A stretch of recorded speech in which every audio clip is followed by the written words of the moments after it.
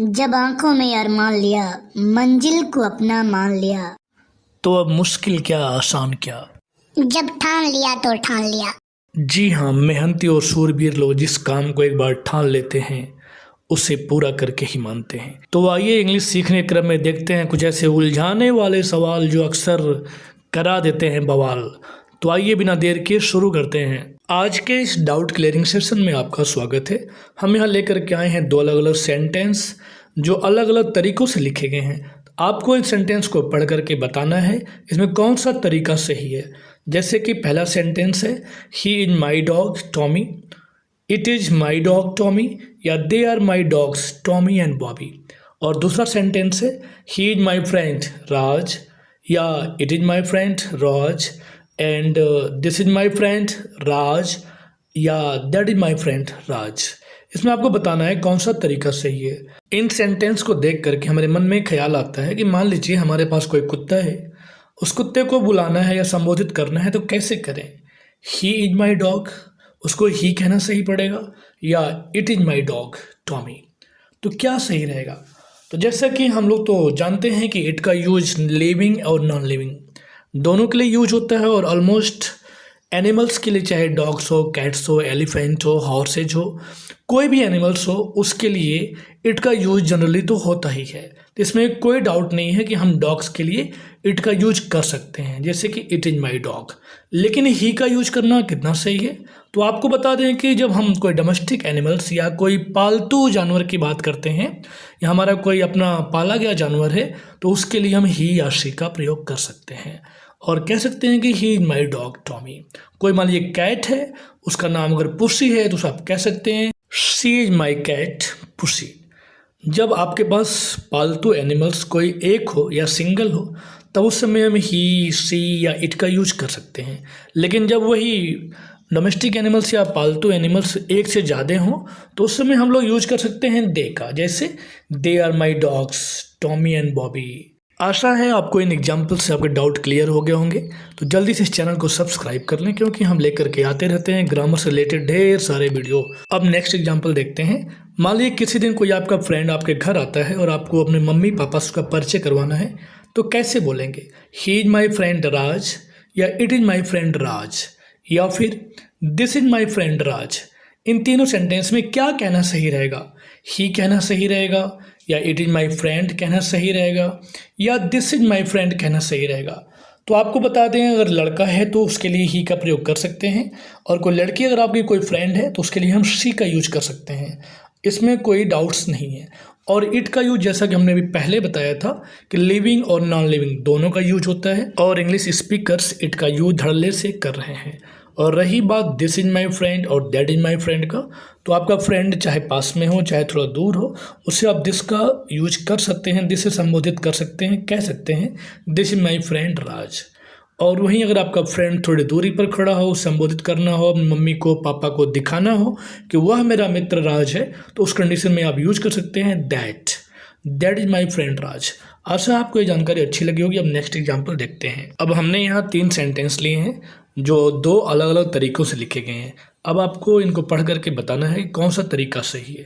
जैसे पहला वाला, why can I not read the book. दूसरा है, why can't I read the book.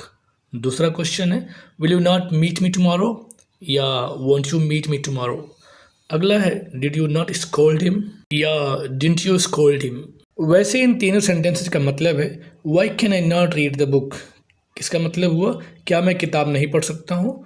दूसरा है, will you not meet me tomorrow, क्या आप मुझे कल नहीं मिलेंगे। और तीसरा है, did you not scold him, क्या आपने उसे नहीं डांटा। तीनों सेंटेंस का स्ट्रक्चर देखने पता चलेगा कि पहला वाला जो मॉडल ऑक्सिलरी का यूज हुआ है, दूसरा जो सेंटेंस है इसमें फ्यूचर इंडेफिनिट का यूज हुआ है, और तीसरे वाले में भी पास्ट इंडेफिनिट का यूज हुआ है। अब आइए इसमें लॉजिक्स देखते हैं। अब सेंटेंस नंबर 1 देखते हैं, why can I not read the book. ये आप लास्ट में देखेंगे सारे इंट्रोगेटिव नेगेटिव सेंटेंसेज हैं, और ये जो नॉट है, नॉट को हमेशा हम सब्जेक्ट के बाद ही रखते हैं। पहले वाक्य में देखिए आई के बाद नॉट लगा है, दूसरे वाले सेंटेंस में भी देखेंगे अब यू के बाद नॉट का यूज हुआ है, और तीसरे वाले में मतलब जो सब्जेक्ट है हमारा यू, उसके बाद नॉट का यूज हुआ है। लेकिन वही नीचे जो सेंटेंस दिए गए हैं उसमें हम चाहें तो इस नॉट को यहाँ से शिफ्ट करके हम हेल्पिंग वर्ब के साथ में कॉन्ट्रास्ट फॉर्म में रख सकते हैं। जैसे पहला वाले में Y can't I read the book, यहाँ पर हम नॉट को यहाँ शिफ्ट करके हम कैन के साथ में कॉन्ट्रास्ट फॉर्म में रख सकते हैं। दूसरे वाले सेंटेंस में भी ऐसा ही किया गया है, नॉट को शिफ्ट करके हम हेल्पिंग वर्ब विल के साथ में ऐड कर दिया है, और इस फॉर्म में हम इसे लिख सकते हैं। दोनों सेंटेंस का फॉर्मेट सही है। आशा है ऐसे कन्फ्यूजन आपको आगे से नहीं होंगे। अब आगे देखते हैं हम लोग दिमाग को दही कर देने वाले कुछ सेंटेंस। अब इन सेंटेंस को देख करके एक बार आपका दिमाग चकरा जाएगा कि कौन सा सही कहें।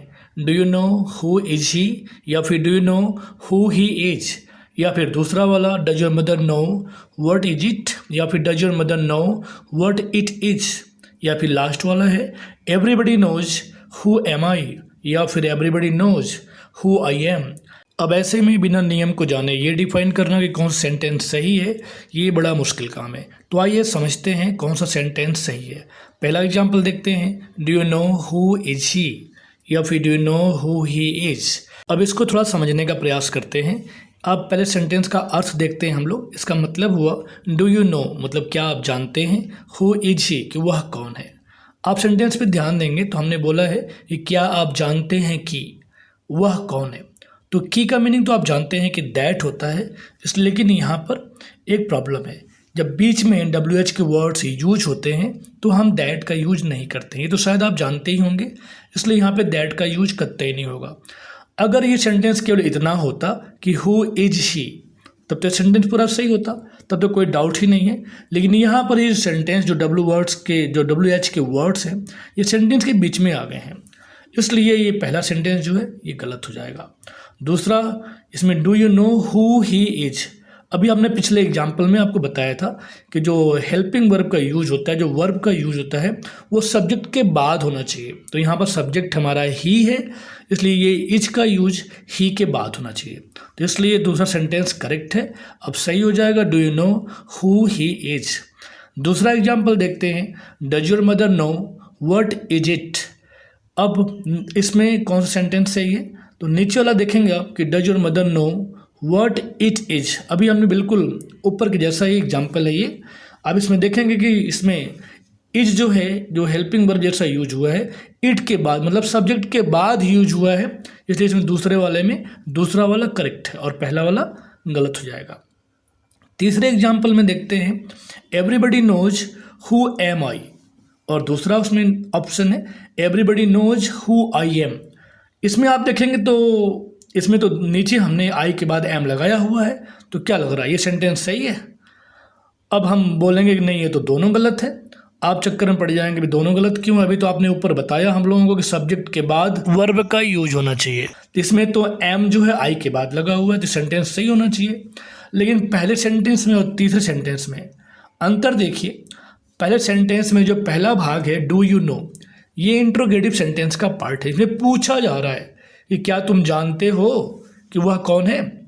जबकि इस सेंटेंस में देखिए पहला भाग जो है एवरीबडी नोज, ये जो है इंट्रोगेटिव नहीं है, ये सिंपल सेंटेंस है। इसमें मतलब कि हम प्रश्न पूछ नहीं रहे हैं, प्रश्न का आंसर दे रहे हैं कि सभी लोग जानते हैं कि हु आई एम, कि मैं कौन हूँ। तो यहाँ पर लास्ट में ये क्वेश्चनेबल सेंटेंस नहीं है, ये बल्कि आंसर टाइप का सेंटेंस है कि सभी लोग जानते हैं कि मैं कौन हूँ, इसलिए लास्ट में यहाँ क्वेश्चन मार्क के जगह पर यहाँ फुल स्टॉप लगेगा। अब ये सही हो जाएगा। तो आशा है आपको इन एग्जाम्पल से काफ़ी मदद मिली होगी। तो ऐसे ही ग्रामर से रिलेटेड वीडियो देखने के लिए इस चैनल को ज़रूर सब्सक्राइब कर लें और अपने दोस्तों को शेयर करना ना भूलें। धन्यवाद।